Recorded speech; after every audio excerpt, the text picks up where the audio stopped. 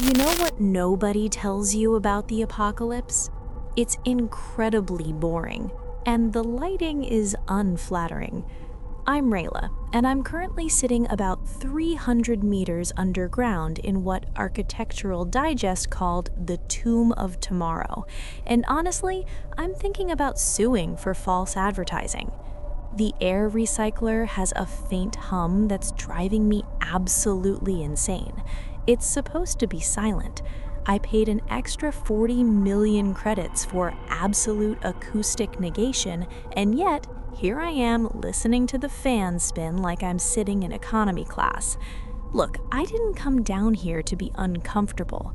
When the news channels started screaming about the orbital decay and the atmospheric collapse, I didn't panic. Panicking is for people who fly commercial. I just finished my matcha, packed my vintage Louis Vuitton vault trunks, and took the private elevator down. My goal was simple. Wait it out in style. Let the surface dwellers run around screaming and looting the targets or whatever they do. I'd stay down here, get a few chemical peels, catch up on my sleep, and re-emerge in 6 months when the dust settled. I'd be the best-dressed person in the wasteland. I'd technically be the queen of the ashes, mostly because everyone else would be dead. But a title is a title. Right now, I'm trying to get the robotic bartender to mix a proper martini, but the calibration is off by maybe 3 milliliters of vermouth. It's ruining my vibe. I checked the external cameras a few minutes ago. The feed is grainy, another thing I need to fire someone over, but I could see the city burning above me. It looked messy, just piles of rubble and smoke. It's a shame, really. I owned 3 buildings in that skyline. Now I have to write them off as a loss. People have always looked at me like I'm something to be eaten. I get it. I'm Ray Labrado. My grandfather, Costa, dug gold out of the dirt until his fingernails rotted off. My father, Nero, was smarter. He realized Earth was tapped out, so he started strip mining the asteroid belt. Platinum, rhodium, palladium, my last name is literally stamped on the periodic table. I grew up knowing that every single person I met wanted a piece of me. Not me, Rayla, but the account numbers attached to my retina scan. The maids, the drivers, the boyfriends, they were all just hungry dogs waiting for a scrap to fall off the table. That's why I built this place. It wasn't trauma. Please, I don't do trauma. That's for people who can't afford therapy algorithms. It was paranoia, but the smart kind, the paranoia of envy. I knew eventually the poor people would get tired of being poor, or the planet would get tired of us drilling holes in it. I had this recurring nightmare, not of monsters, but of my credit chip being declined. I'd dream I was standing in a convenience store trying to buy a bottle of water, and the cashier would laugh at me because my diamonds were worthless. A world where I couldn't buy my way out of a problem? That's not a tragedy, that's an error code. So I hired the most pretentious architect in the Northern Hemisphere. I told him I wanted a bunker that felt like a 6-star hotel. I wanted to be sealed away from the grabby hands of the public. I wanted to survive, sure, but mostly I wanted to make sure that when the world ended, I was the one who decided who got let in. Spoiler alert, I didn't let anyone in. Just me, my things, and enough freeze-dried Wagyu beef to last a century. But here's the thing. About 20 minutes ago, the internal sensors picked up movement in the lower maintenance shaft. I'm the only one with the biometric key, and for the first time in my life, I can't pay someone to go check what it is. Naturally, I assumed the sensor was broken. Everything else in this dump seemed to be glitching, so why would the security grid be any different? I tapped the screen to dismiss the alert, probably just a rat or whatever the underground equivalent of a rat is. A mole? A really ambitious worm? I didn't care. Then the lights flickered. Not a romantic, ambient dinning, a hard, ugly strobe. A siren started blaring, a screeching, mechanical wail that vibrated right through my molars. The wall screen flashed red. Surface habitable zone compromised. Solar flare impact imminent. Structural integrity at 80%. Capix, I snapped at the AI, grabbing my bag. Mute. Seriously, mute. I can't think with that noise. Capix's voice replied, sounding irritatingly calm. Radiation levels are spiking. I recommend proceeding to the deep vault immediately. Great. Just great. The lounge was barely tolerable, and now I had to move deeper. I looked around the room. I couldn't take everything. I grabbed the essentials, the cryo case with my genetically modified teacup tiger. He was sleeping, thank God. My jewelry box filled with the asteroid mined emeralds, sentimental value, and the hard drive with all the family photos. I looked at the emergency rations, stacks of freeze-dried blocks near the door. They looked heavy and ugly. I left them. The deep vault was supposed to have a gourmet kitchen anyway. I walked to the heavy platinum doors of the magma lift. This was the pride of the project. It goes down another 200 floors, straight into the crust, where the Brado Deep Vault sits. It's supposed to be a sanctuary, a 4-bedroom palace with a spa, a cinema, and an infinity pool that recycles water from a subterranean aquifer. I swiped my platinum keycard. The doors hissed open. I stepped in, checked my reflection in the mirrored wall, hair was still perfect, and hit the button for level -200. Going down, Capix said. The lift dropped, and I mean dropped. My stomach lurched into my throat. The smooth glide I was promised felt more like falling down a well in a metal bucket. The deeper we went, the hotter it got. I fanned myself with my keycard. Capix, lower the temperature to 20 degrees. It's stifling in here. Climate control systems are offline, Capix said. I sighed loud enough for the microphone to pick it up. Remind me to fire Oliver when the world starts working again. The lift shuddered to a halt. The display read, level -200, the sanctuary. Finally, I muttered, I need a swim. The platinum doors didn't hiss open, they groaned. It sounded like metal grinding against rock, a high-pitched scream of friction that made my skin crawl. They jerked open about halfway and stuck there. I peered through the gap. Hello? Lights on, scene, evening ambiance. Nothing happened. I squeezed through the doors, dragging my Louis Vuitton trunk in the tiger case. I stepped into the hallway and froze. The air down here wasn't just hot, it was thick. It smelled like wet dust and ozone, like a thunderstorm trapped in a closet. I pulled out my phone and turned on the flashlight. The beam cut through the darkness, and what I saw made my blood go cold. It wasn't fear, not yet. It was confusion. I was standing on concrete, raw, unfinished, gray concrete. There was no Italian marble. There was no Persian rug. I swept the light across the walls. They were just exposed rock, sprayed with some kind of cheap sealant that was bubbling in the heat. Capix, I whispered, where is the suite? No answer. I walked forward, my heels clicking loudly on the grit. I turned the corner into what the blueprint said was the grand foyer. There was a plastic tarp hanging from the ceiling. A piece of blue painter's tape was stuck to it. On the tape, written in black Sharpie, were the words, "Infinity pool goes here, lol." I stopped breathing. I shined the light past the tarp. There was a hole, a massive, jagged pit in the floor where my pool should have been. It went down into pitch blackness, and rising out of that hole was a wave of heat so intense it curled the ends of my hair.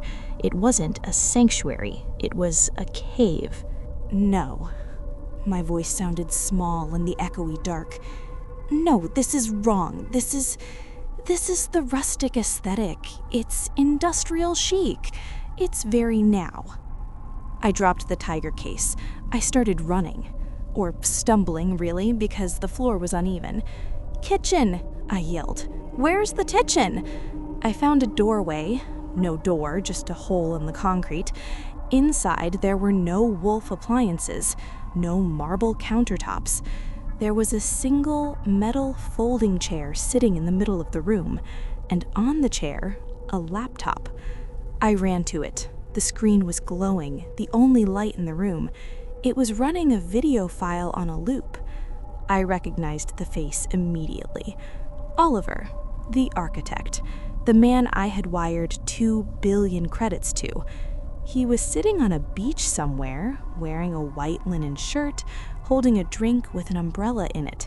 The sun was shining behind him, the old sun, the nice one. The video reset and played again. "Hey, Rayla," Oliver's digital face said, flashing that $1 million smile. "If you're seeing this, wow, you actually survived long enough to check the basement. I lost that bet." I stared at the screen. The heat in the room was climbing. My phone warned me. Ambient temperature, 42 degrees Celsius. "Look, I know what you're thinking," Video Oliver continued, taking a sip of his drink. "Where's the marble? Where's the pool?" "Well, sweetie, marble is heavy, and shipping it underground is a logistical nightmare. And honestly, I figured the world would end before you ever noticed. You never liked visiting construction sites. Too dusty, remember?" He laughed. It was a charming laugh. I wanted to strangle him. "Thanks for the credits, though," he said, winking. "Bought me a lovely spot in New Zealand, a real bunker. Deep, fully stocked, unlike this hole." The screen flickered. The heat was messing with the electronics. "So, good luck," Oliver said, raising his glass to the camera. "I'd tell you to stay cool, but, well, the AC units are just cardboard boxes painted white. Ciao." The video looped. "Hey, Rayla, if you're seeing this." I backed away. I hit the wall. The rough concrete scraped my bare arm. "K-Pix," I screamed. "Get me out of here! Take me back to the lounge!" Lift power compromised. Thermal critical. Surface temperature penetrating. Internal temperature rising. I looked at the folding chair. I looked at the dark, empty cave around me. I had diamonds, I had gold, I had a tiger in a box, but I didn't have a single drop of water. I stood there, and for the first time, the heat felt personal. It felt like an insult. I felt sweat running down my back, ruining my silk blouse. This wasn't how it was supposed to go. I was supposed to be drinking champagne. I was supposed to be safe. I looked at the empty corner where the refrigerator should have been. There was nothing, just dust. I realized Oliver hadn't just stolen my money. He'd stolen my survival. He'd taken my perfect, curated future and replaced it with a metal chair and a hole in the ground. The indignation burned hotter than the air. How dare he? How dare he treat me like this? I am a Brado. We don't die in holes. We build skyscrapers on top of holes. I grabbed the laptop and threw it against the wall. It shattered, sparks flying, but Oliver's voice glitched and stuttered for a second before dying. I stood in the middle of the empty room, my chest heaving, waiting for someone to come fix it. Because someone always fixes it. That's how the world works. You break something, you pay someone, and it goes away. But there was no one to pay. There was just the rock and the heat and the silence. The laptop battery died with a soft little blip that sounded like the end of the world. Now the only light was the red strobe from the lift shaft down the hall, pulsing like a migraine. The heat wasn't just in the air anymore, it was in the walls. I leaned against the rock and pulled my hand away with a hiss.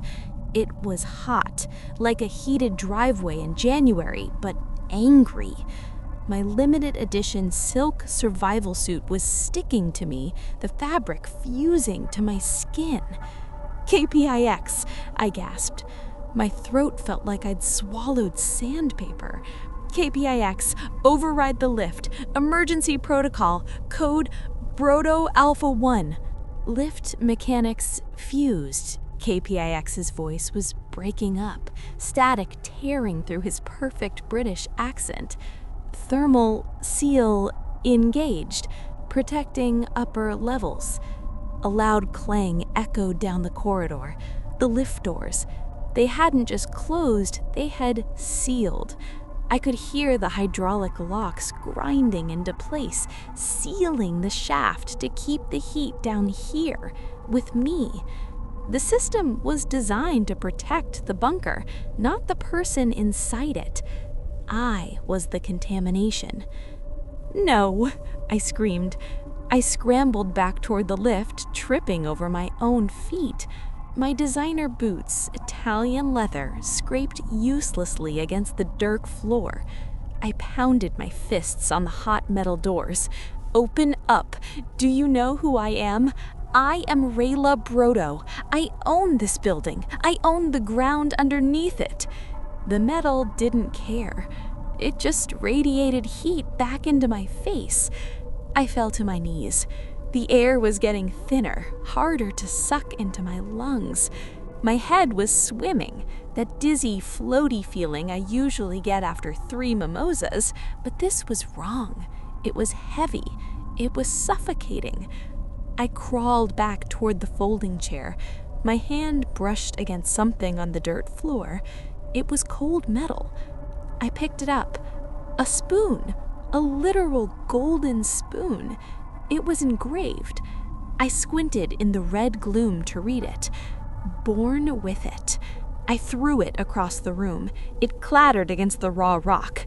"I want to speak to a manager," I shrieked, my voice cracking into a dry sob. "This is unacceptable service. I want a refund. Oliver, I will buy your entire bloodline and fire them." I grabbed my jewelry box. I popped the latch. Rubies the size of grapes, diamonds cut in 0 gravity so they were perfectly spherical. I grabbed a handful of them. "Here," I yelled at the darkness. I threw a diamond necklace at the ceiling. "Is that what you want? Take it. I'll pay double. Just turn on the AC." The necklace hit the dirt with a dull thud. "KPIX?" I pulled out my phone. Transfer 1 billion credits to whoever can open this door. Anyone. Offer a bounty." "Network offline," KPIX whispered. "Goodbye, Rayla." My phone screen went black. I stared at the black mirror of the phone. Panic finally set in, real and ugly. It wasn't the paranoia of envy anymore. It was the biological terror of a trapped animal. I clawed at my neck, ripping the pearls off. They scattered on the floor, little white marbles rolling into the dark. I tried to stand up, but my legs wouldn't work. The heat was pressing me down. It was heavy. It felt like the whole world was sitting on my chest. I looked at the hole in the floor, the fake pool. The heat waves were visible now, shimmering in the red light. It looked like the mouth of an oven. I sat in the folding chair. It was too hot to stand. The heat was cooking me from the inside out. I could feel my heartbeat in my eyes. I looked at the diamond necklace lying in the dirt. It looked so stupid. It was just a rock, a shiny, hard rock. It couldn't cool me down. It couldn't give me a drink. My grandfather, Costa, spent his whole life trying to get out of the dirt. He dug and dug until he was rich enough to live in the sky. And now here I was, the last Brado, back in the hole. I looked at the cryo case, my tiger. He was still asleep in there, frozen in time. He was lucky. He wouldn't feel the heat. He wouldn't know that his owner was an idiot who bought a grave instead of a house. My mouth was so dry. I thought about that nightmare I always had, the convenience store, the water bottle I couldn't afford. I reached down and picked up the golden spoon again. It was warm now. I held it up. It was the only thing in the room that was actually finished, a perfect golden joke. I laughed. It came out as a wheeze. The heat was heavy now, like a weighted blanket made of lead. I closed my eyes. I wasn't the queen of the ashes. I was just another fossil, waiting to be pressed into the rock. "Fine," I whispered to the empty, boiling dark. "Keep the change." You know that specific kind of silence when you lock your own front door for the first time. It's heavy. It rings in your ears. Most people probably find it lonely, but for me, standing in the middle of this dusty, overpriced studio apartment, it sounded like victory. Honestly, the place wasn't much. It was barely 35 square meters, tucked away on the fourth floor of an old brick building downtown that smelled faintly of boiled cabbage and floor wax. But the rent was coming out of my bank account, earned from my soul-sucking junior copywriter job, and the lease had my signature on it. I did a spin in the center of the living room, which was also the bedroom and the kitchen, holding a box of instant noodles. "I did it," I whispered to the peeling paint. I'm weird about safety. I know that. My friends make fun of me because I treat moving in like a tactical operation. Before I even unpacked a single box, I checked the window latches. I replaced the screws and the strike plate of the front door with longer ones, 7 centimeters, steel, drilled right into the stud. I learned that from episode 42 of The Red-Handed Killer. See, I'm a true crime junkie. I consume that stuff like candy. While other girls listen to pop music on their commute, I'm listening to autopsies and interrogation tapes. It makes me feel prepared. I like to think I know how the world works, how the bad guys think. I tell myself that if I know all the ways someone can get in, I can keep them out. I set my laptop on a stack of books, I didn't have a table yet, and looked around. The apartment had one feature that sold me on it immediately: a walk-in wardrobe. It was weirdly large for such a small flat, a deep, dark alcove right next to where I put my mattress. I stared at the wardrobe door. It was slightly ajar, just a crack. "Closed," I said firmly, walking over and pushing it until it clicked shut. I needed everything to be exactly where I put it. That was the rule here. My space, my control. No surprises. You're probably wondering why I'm so intense about the locks. It's not because I'm afraid of the dark. It's because I spent 22 years living in a glass house. Not literally, but it felt like it. My parents, look, they aren't bad people. They love me. They love me so much, it feels like a hand around my throat. I was the only child, the miracle baby, the fragile little doll. Growing up, there were no secrets. Not allowed. My mom had a tracker on my phone until the day I moved out. If I turned it off, she'd be at my school or my job within 20 minutes, just checking in. When I was 16, I locked my bedroom door because I was crying over a breakup and just wanted to be ugly in peace. My dad took the door off the hinges. He left it off for 6 months. He said, "We don't need barriers in this family, Audrey. We need to keep you safe." Safe. I hate that word. That's why I'm hyper-independent now. It's why I didn't ask them for help with the deposit or the moving van. If I ask for help, I admit that I can't do it. If I admit I can't do it, they win. They get to swoop in, pack my bags, and drag me back to the suburbs where they can watch me breathe. The thought of going back makes me physically sick. I'd rather starve in the city than go back to that suffocating love. I need to prove that I am an adult, that I am capable, and that I can survive without them hovering over my shoulder. So, when weird things started happening in the apartment, I didn't call them. It started small. I'd come home from work and the air would feel different, displaced. I'd find a coffee mug moved 2 centimeters to the left. I'd find the bathroom light on when I knew I turned it off.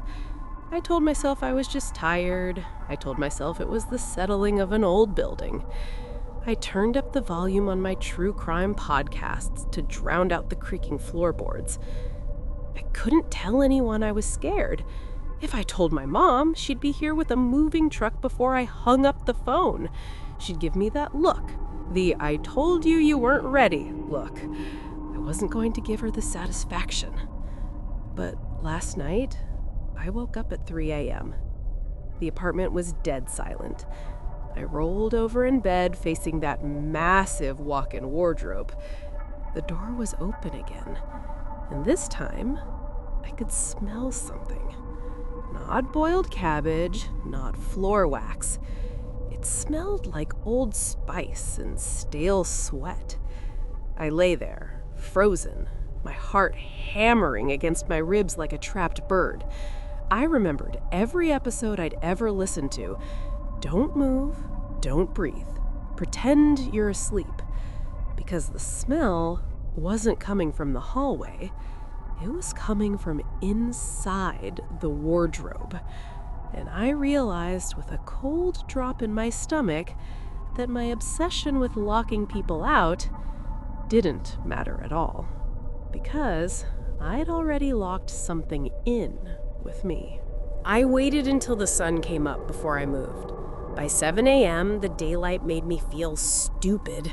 That's the thing about horror movies. They never show you the next morning when you have to get up, brush your teeth, and go to work like you didn't just spend 4 hours paralyzed by the smell of cheap deodorant. I grabbed a kitchen knife, the big chef's one I'd barely used, and kicked the wardrobe door open. Empty. Of course it was empty. Just my few dresses hanging there, looking sad and limp. I checked the floor, expecting, I don't know, a sleeping bag, a squatter? There was nothing. I let out a breath I felt like I'd been holding for 6 hours. You are losing it, Audrey. You are literally cracking up. I was about to close the door when I saw it. On the floor, near the back wall, there was a smudge. I crouched down. It wasn't dust. It was wet, reddish-brown clay. A chunk of it, about the size of a coin, caked into the cheap laminate flooring. I touched it. It was cold and gritty. I don't own hiking boots. I haven't been near mud in months. The city is all concrete and asphalt.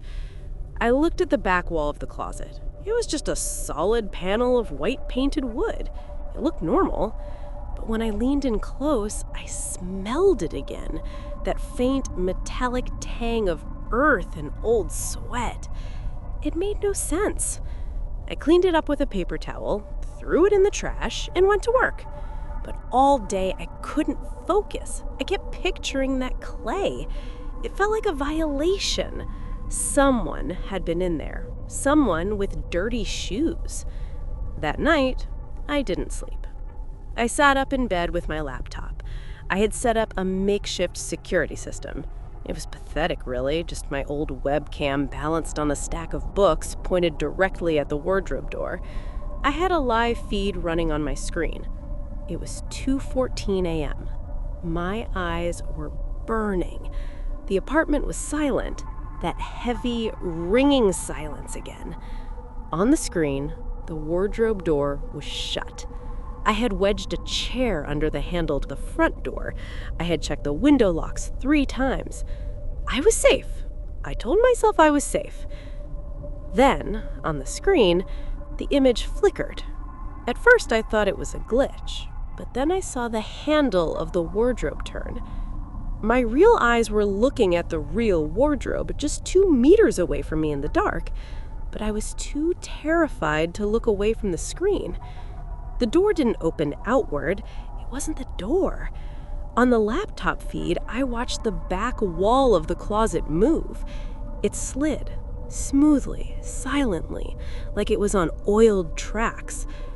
A rectangle of darkness opened behind my hanging coats. I stopped breathing. From the darkness, a head emerged. It wasn't a ghost, it wasn't a monster. It was a man. He was wearing a black tactical helmet with 4-lens night vision goggles that glowed a faint electric green. He wore a respirator mask over his mouth. His gear was thick, heavy, and absolutely caked in that reddish, dry clay. He looked like something that had crawled out of a grave or a war zone.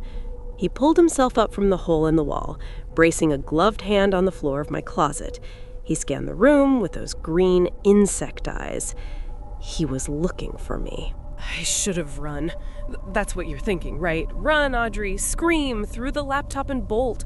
But I froze. My brain short-circuited. My hyper-independence kicked in, but in the worst possible way. I didn't think escape. I thought defense. I thought about the front door. I thought about the hallway. If I ran, he might catch me in the hall. If I screamed, he might shoot me before anyone heard. I moved slowly, so slowly, reaching for the heavy flashlight I kept by the bed. The man in the closet didn't step out fully. He turned back and signaled to someone behind him in the tunnel. There were more of them. Panic, cold and sharp, finally pierced through the freeze response. I grabbed my phone, I dialed 911, my thumb hovering over the call button, but then I hesitated. If I call, the police come. If the police come, my landlord finds out. My parents find out. They take me home. They win. I can fix this. My brain lied to me. I just need to keep them out. I slid off the bed, staying low. I grabbed my keys. But instead of running for the front door, I ran to the bathroom, the only room with a lock inside the apartment. I slammed the bathroom door and locked it. I dragged the heavy porcelain cover off the toilet tank, God, it was heavy, and propped it against the door. I turned on the shower to mask the sound of my sobbing. I sat in the empty bathtub, clutching my phone, staring at the door. I waited. 10 minutes, 20. Then I heard it. Not a bang, not a shout, just a soft, rhythmic thud, thud, thud of heavy boots walking across the living room floor. They weren't looting, they weren't rushing, they were walking with purpose.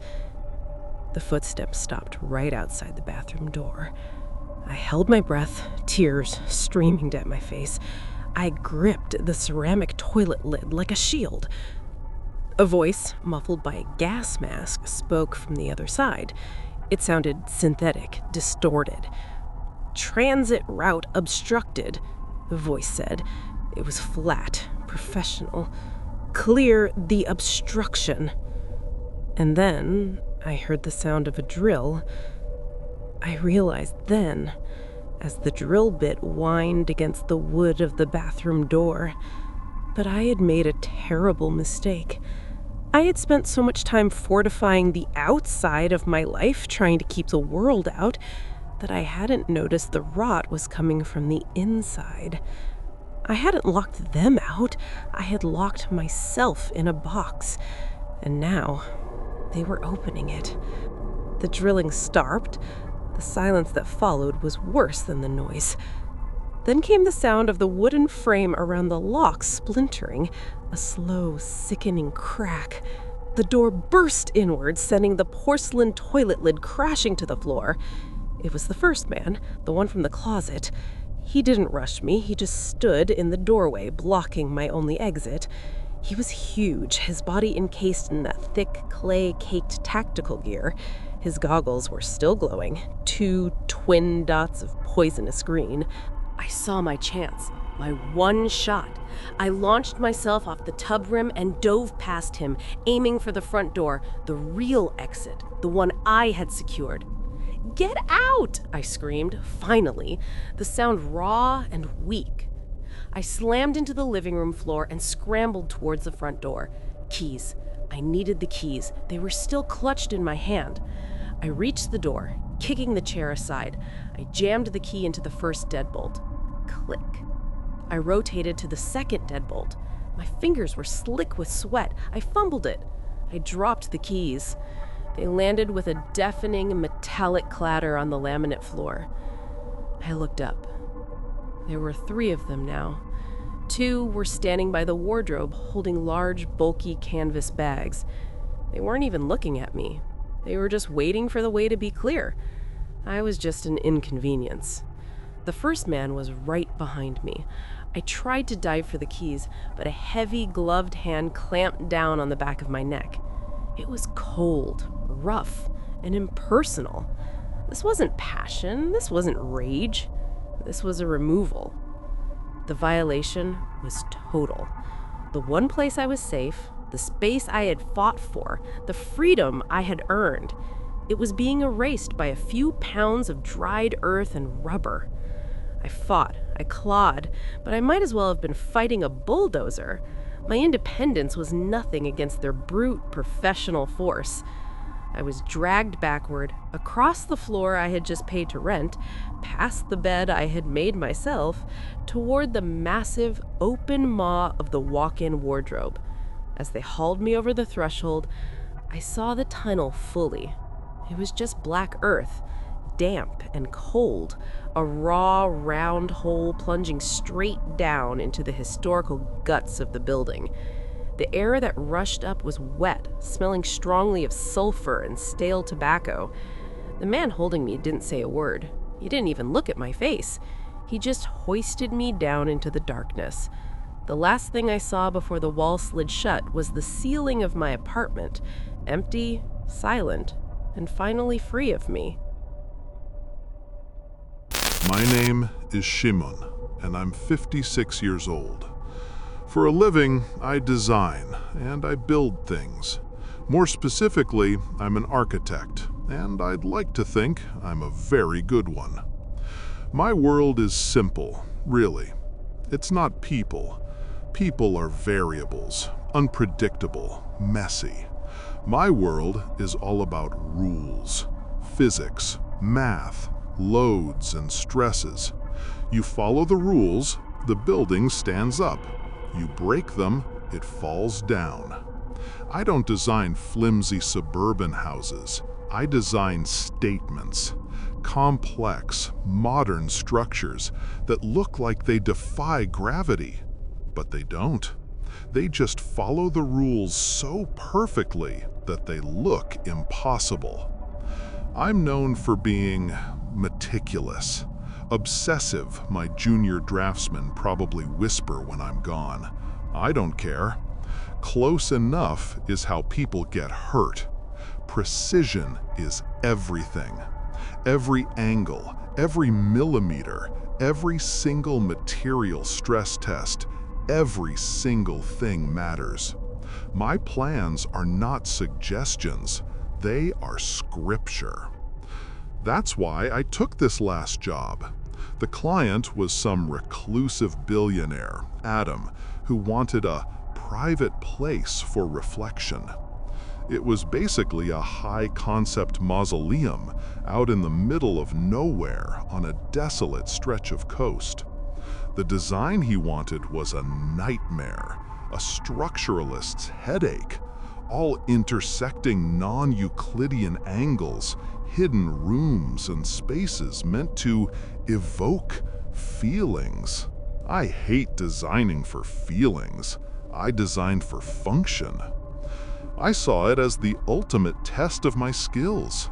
I was going to impose perfect, rational order on his ridiculous, abstract ideas. And I did.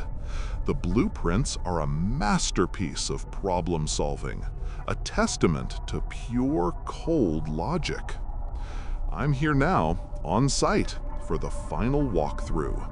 Just me and the structure. It's finished, and it's quiet. A heavy, absorbent quiet that only tons of concrete can create. The air is still, smelling of dust and gypsum. I told you I'm obsessive. I wasn't born this way. It was learned the hard way. 30 years ago, when I was just starting out, I made a mistake. A tiny one, a single calculation buried in 100 pages of plans.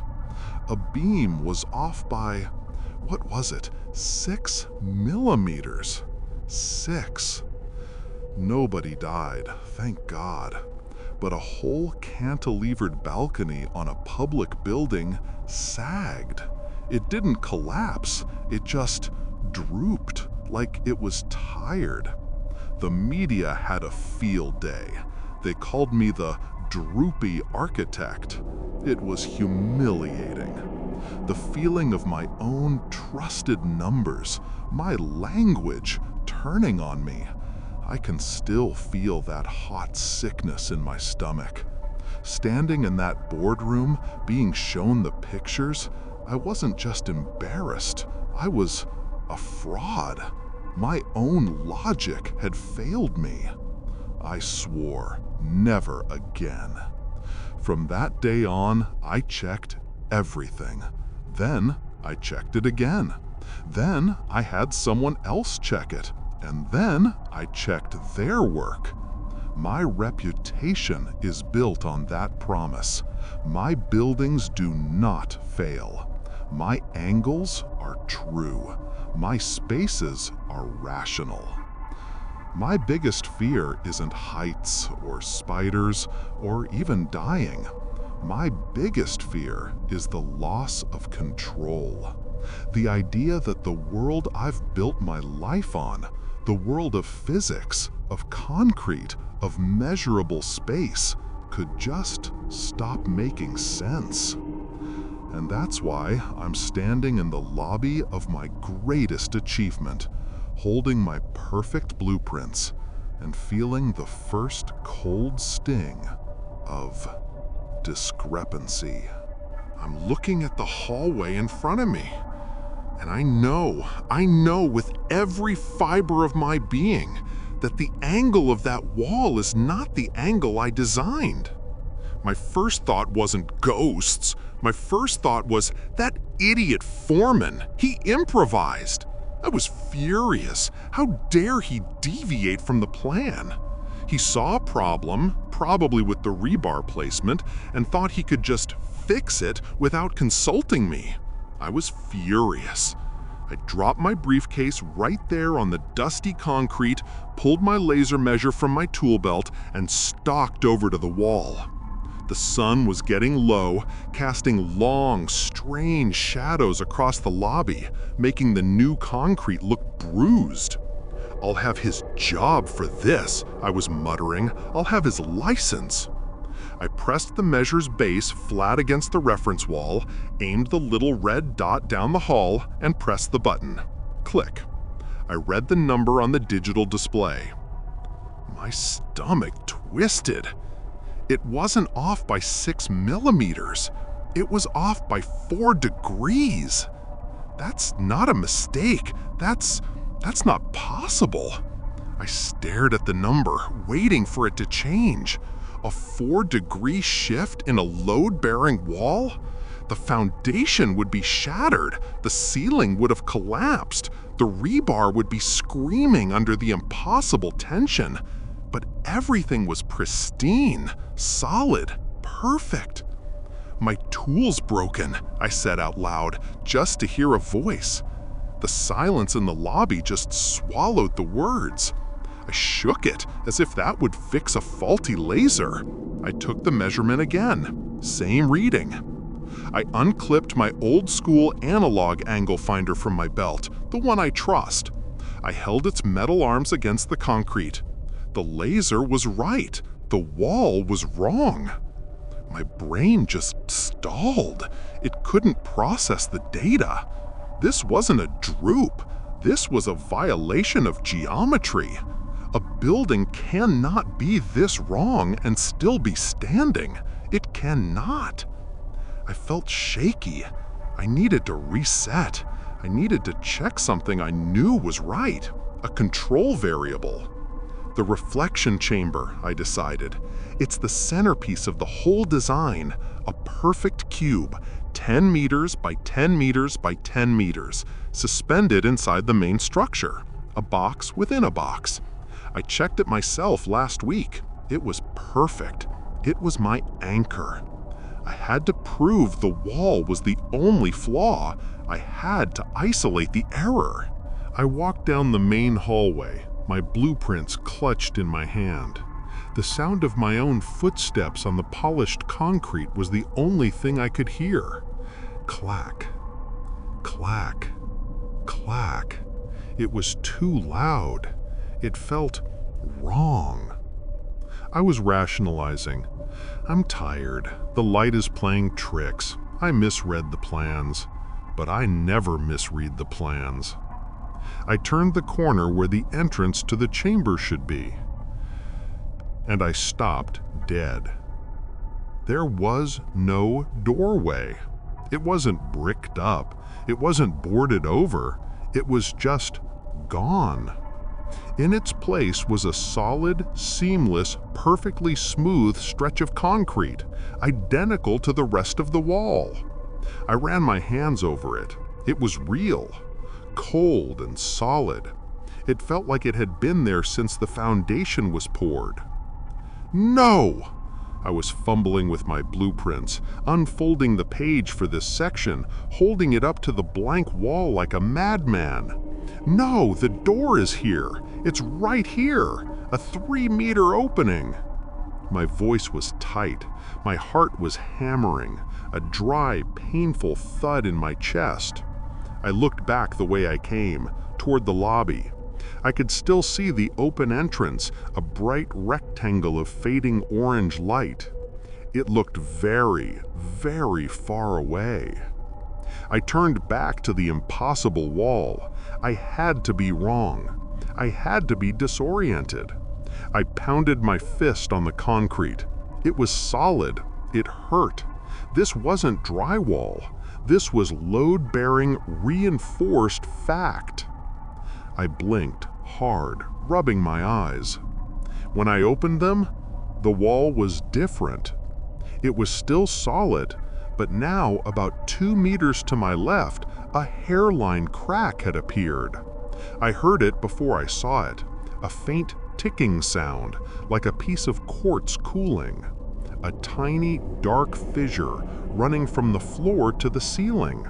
It wasn't there a second ago. I know it wasn't. And as I stared, a puff of cold air, smelling of damp earth, whispered out of it. My brain was screaming at me, "Get out! Get in the car! Drive away! Call the developer! Call Adam! Call anyone!" But I couldn't move. That crack, it wasn't on the plans. That smell. This whole building was climate controlled, sealed. It shouldn't smell like earth. I'm an architect. I solve problems. This was just a very big problem. I had to understand it. I pulled the high-powered flashlight from my tool belt and walked toward the crack. I shined the light into it. It wasn't a crack. It was a gap.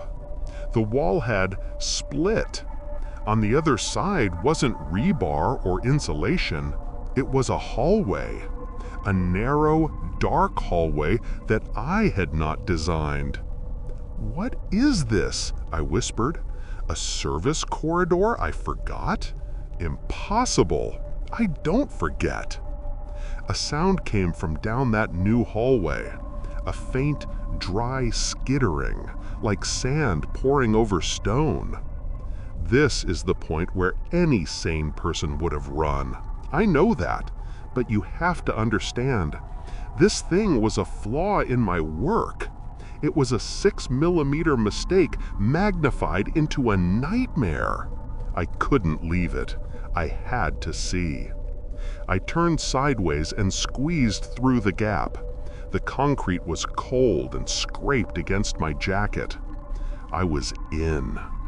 The hallway was barely a meter wide. The ceiling was low, pressing down.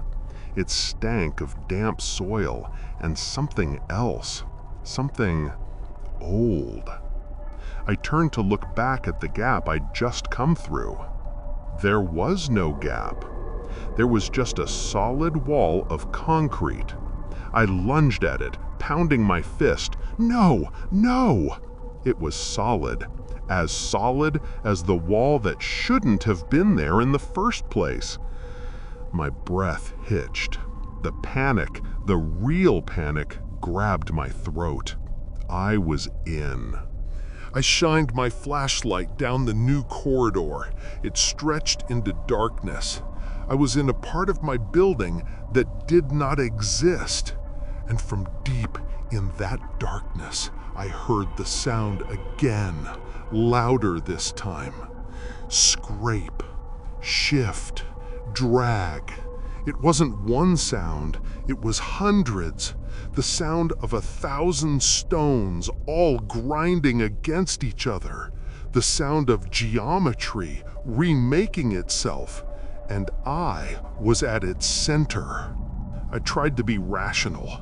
I am in a service chase. The foreman added this without telling me. I will find a maintenance hatch. I will walk to the end. I walked. The flashlight beam cut a perfect white circle in the dark. The walls weren't smooth, poured concrete.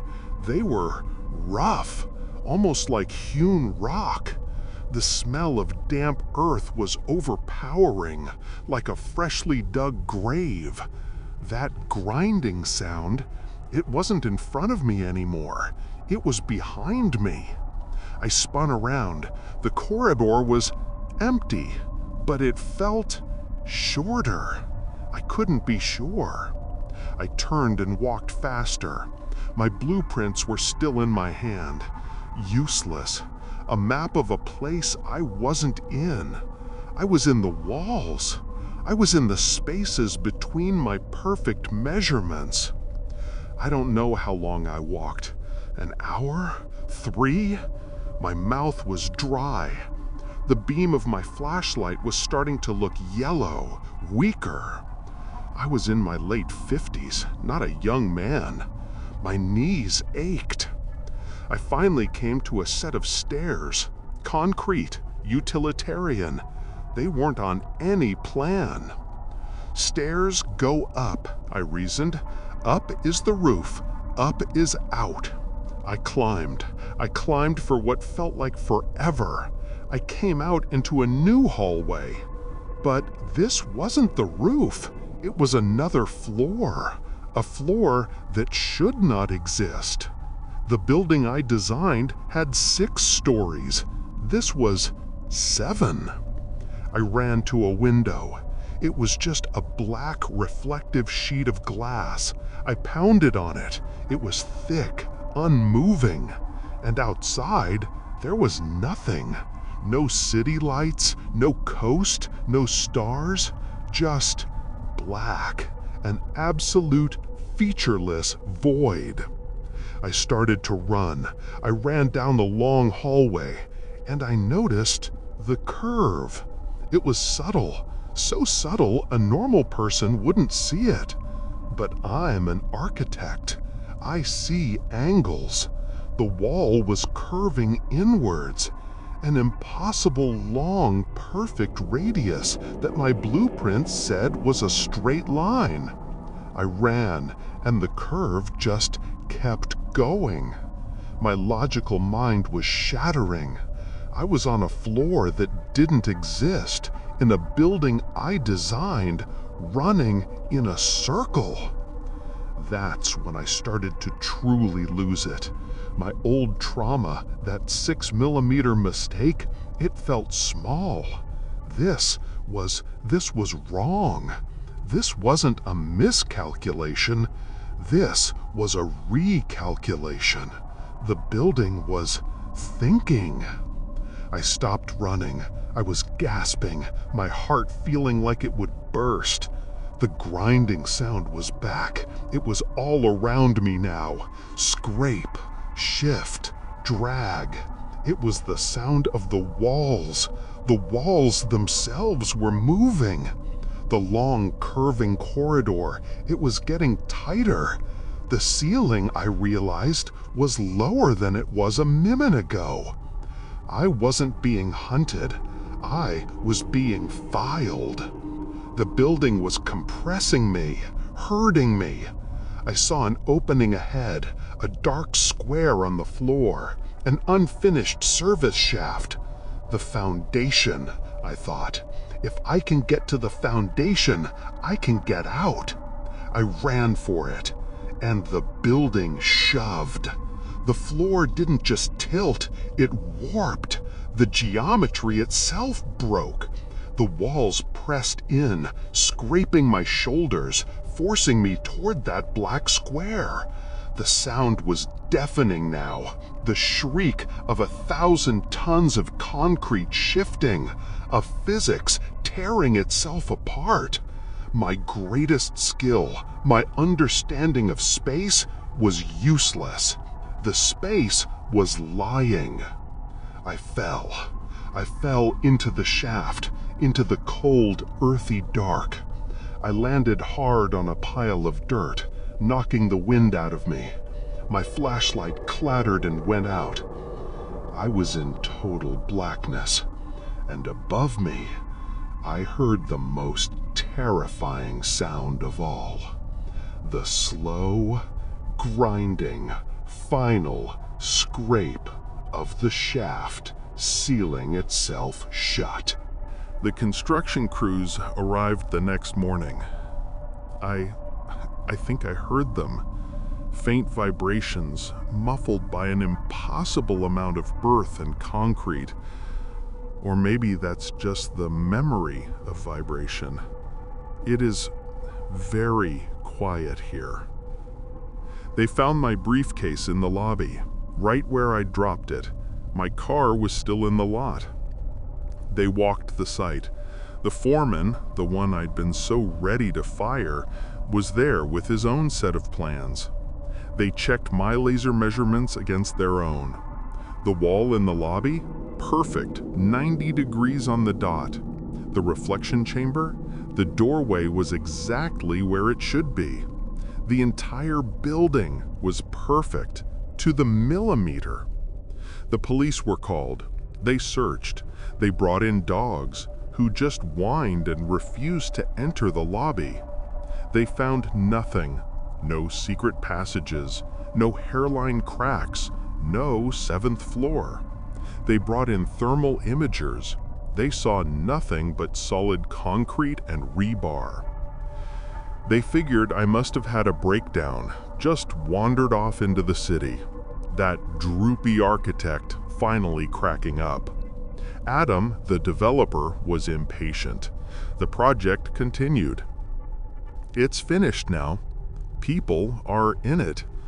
I can feel them. Not see them, but feel their movement, the stresses they put on the structure. They say the building makes them uneasy. They complain about rooms feeling smaller than they are.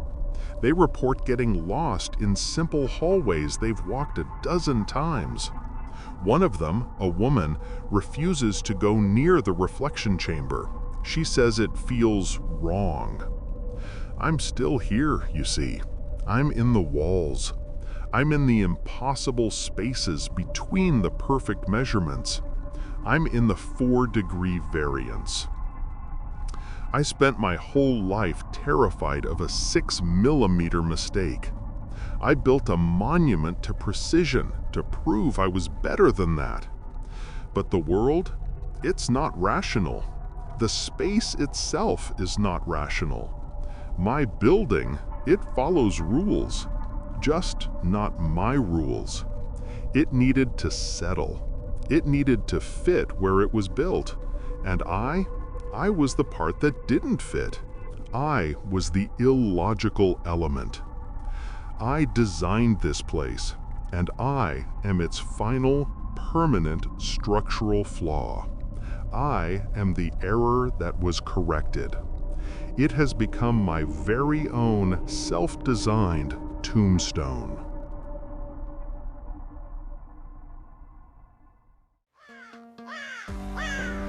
There are more scares to share. Press the like button and subscribe so you don't miss a single terrifying moment. You're helping me investigate the deepest, darkest corners to bring you stories that haunt your dreams.